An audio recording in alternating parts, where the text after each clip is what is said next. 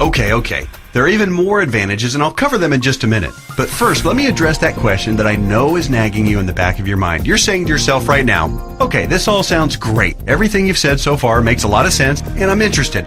But hey, pal, what's the catch? We all know that anything that sounds too good to be true probably isn't. Hey, I hear you. Between Enron, Bernie Madoff, and the great stock market meltdowns of the 2000s, a healthy dose of cynicism, skepticism, or both is not only understandable, it's just plain smart. I'll tell you what the catch is, and trust me, it's more like 6 seconds of turbulence on your 6-hour flight to Hawaii on your personal jet plane than a catch. But first, a quick reality check. Just because you've never heard of this before doesn't mean that it doesn't exist, doesn't mean that hundreds of thousands of people aren't already using it, and doesn't mean that all of the advantages that I've talked about aren't absolutely real and sitting there just waiting for you. So, here's the 6 seconds of turbulence catch. Per IRS rules, you have to fund the plan I'm telling you about with after-tax dollars. In other words, you can't deduct the amount you contribute off your current year's taxes like you can with a qualified plan. That means that if you were to contribute $6,000 this year in an IRA versus this retirement savings vehicle, you'd in reality pay an extra $2,000 in taxes this year, assuming a 33% tax bracket. If you're in a lower tax bracket, naturally, your tax savings would be less. That sounds like a drawback, right? Well, actually, no. To understand why funding with after-tax dollars instead of before-tax dollars like you would with a qualified plan is not a drawback, you just need to understand the alternatives. Answer this philosophical question. If you were a farmer, would you rather pay taxes on the small sack of seeds when you purchase them in the spring, or would you rather pay taxes on your entire harvest when you sell it in the fall? Well, do the math. If a farmer bought $1,000 worth of seeds and was taxed at 8%, he'd pay $80. But if the farmer planted those seeds and paid the same 8% of taxes on a $50,000 harvest, he'd pay $4,000 in taxes. 80 versus 4,000. That's a 50 times increase in taxes paid. The same rationale applies to your retirement savings. In fact, the amount of money you save on upfront taxes with a qualified plan, remember, you'd save $2,000 in taxes by making a $6,000 contribution into a qualified plan, okay? Will almost certainly be dwarfed by the taxes you pay at retirement, to the tune of about 10 times at least. Here's why.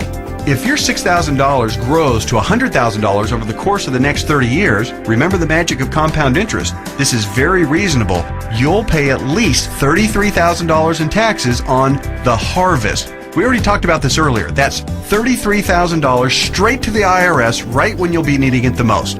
Would you rather pay $2,000 in taxes right now or $33,000 at least in taxes later? It's as simple as seeds and harvest. I've said it once and I'll say it again. No wonder Uncle Sam loves qualified plans so much. It's his way of protecting his financial future.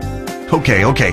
So let me go ahead and draw back the curtain and show you what the jet plane of retirement savings vehicle is. Just do me a favor and hear me out, because I'm going to admit it right now, right up front, it might sound a little, well, boring right at first. That's because it's a life insurance product called Indexed Universal Life Contract, or IUL for short. Stick with me, Skipper. Don't be fooled by any stereotypes of what you may think an IUL is. This is different than any kind of whole life or variable life or universal life plan that you may have heard about or purchased in the past. The fact is, IUL is a lot more about savings than it is about life insurance, although it does do a nice job of providing that too. Hopefully the tax advantages and principal protection advantages I've told you about are clear enough and big enough to keep you interested.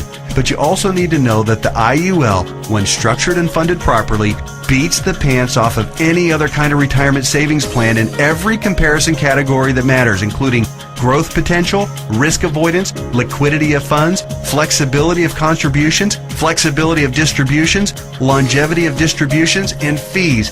Everything. Listen, insurance companies, by law and by track record, are extraordinarily conservative. Yeah, I know that AIG tanked it, and you might be thinking that all insurance companies are going bust. Nothing could be farther from the truth. Life insurance companies that offer IULs, as a rule, have massive cash reserves. One company, as an example, had operating revenues in 2008, the worst year of the recession, of $14 billion. earnings of $1.3 billion, and cash reserves at the end of the year of $12.8 billion. There's a reason people think of life insurance companies as old, stodgy, conservative curmudgeons, because they are. Their stodgy curmudgeonness is also part of the reason you've never heard of an IUL before. Life insurance companies thrive with things like risk management, actuarial tables, and other boring life insurance stuff. But they don't know jack when it comes to communications. Go online right now and read their brochures. It's like reading hieroglyphics. Boring, painful, obtuse, hard to understand, and that's just the table of contents. But that doesn't mean that this product, Indexed Universal Life, is anything less than magnificent for creating wealth.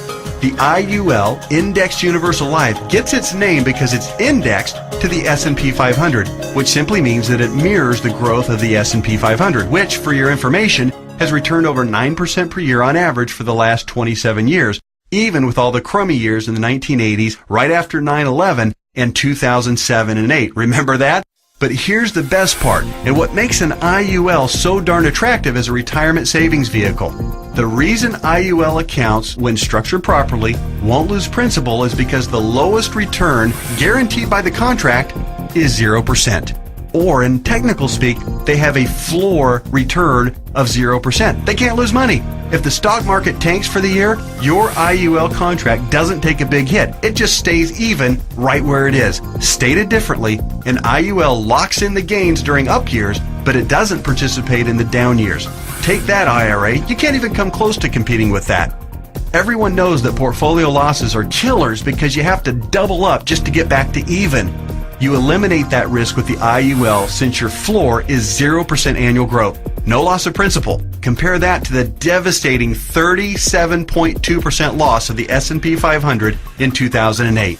If you were indexing your IRA against the S&P 500 and therefore did not have the 0% floor like you would with an IUL contract, if you had a $1 million portfolio on January 1st of 2008, you would have ended the year with just $628,000. Ouch! Even with the big bounce back year of 2009, where the S&P returned 23.6%, the $628,000 you had left after getting killed in 2008 would have only grown to about $775,000. Still deep in the hole. Not with an IUL.